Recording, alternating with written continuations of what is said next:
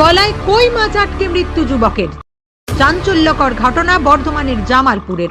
মৃত্যুর খবরে শোকের ছায়া পরিবারে।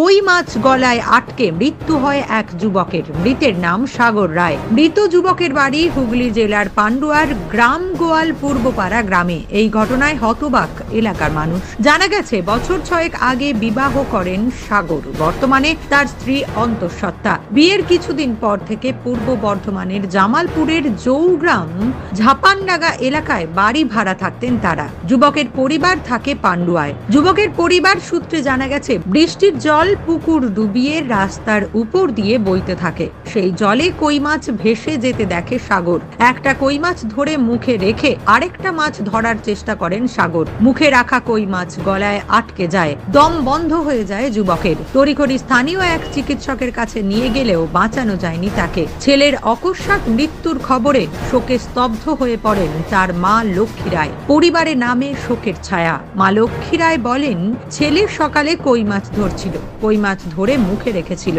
তাতেই এই ঘটনা। পাকা রাস্তায় কই মাছ উঠে এসেছিল, খালি হাতে ধরছিল সেই মাছ। হাসপাতালে নিয়ে গেলেও বাঁচানো যায়নি তাকে। মাছ গলায় চলে গেল বাবা। মাছ যে ওইরকম হয়েছে। মাছ ধরে মুখে রেখেছিল কই মাছ।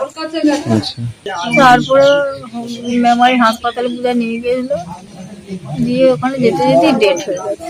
এরকম পাকা রাস্তা এসেছে খালি হাতে ধরেছে।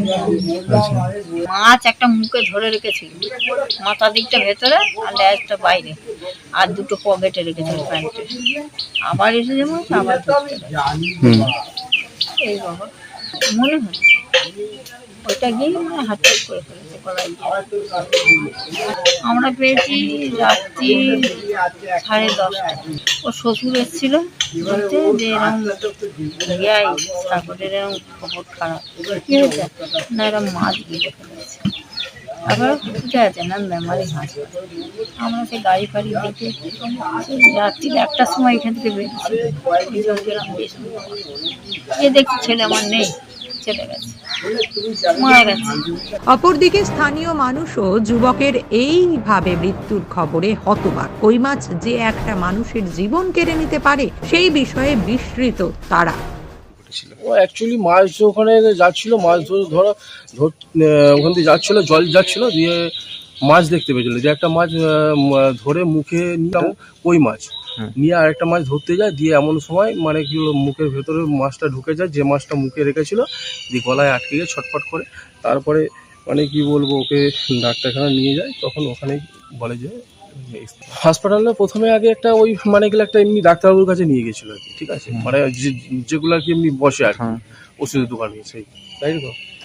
আমার খবর বলতে ওখান থেকে আমার ভাই মানে বউ বলে যে এই ব্যাপার, তারপর আমরা ছুটে যাই। এই ব্যাপার ঘটনা আনুমানিক হয়েছে আপনার ওই 7:30। আচ্ছা, কি আর বলবো, মানে কি বলবো, এটা ছিল কপালে, হয়ে গেছে একটা অ্যাক্সিডেন্ট। নিউজ আজ বাংলা।